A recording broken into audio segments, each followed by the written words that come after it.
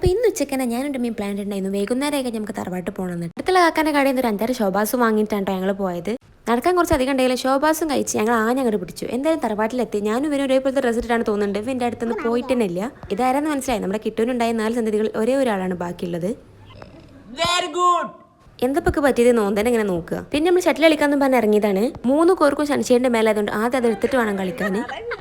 ഞാനാണ് താഴെ കോണി പിടിക്കണോണ്ട് ഒക്കെ തീരെ വിശ്വാസമില്ല. 3 കോർക്ക് എടുത്ത് അതേ സ്പീഡിൽ അവിടെ തന്നെ പോയി വീണിട്ടുണ്ടായിരുന്നു.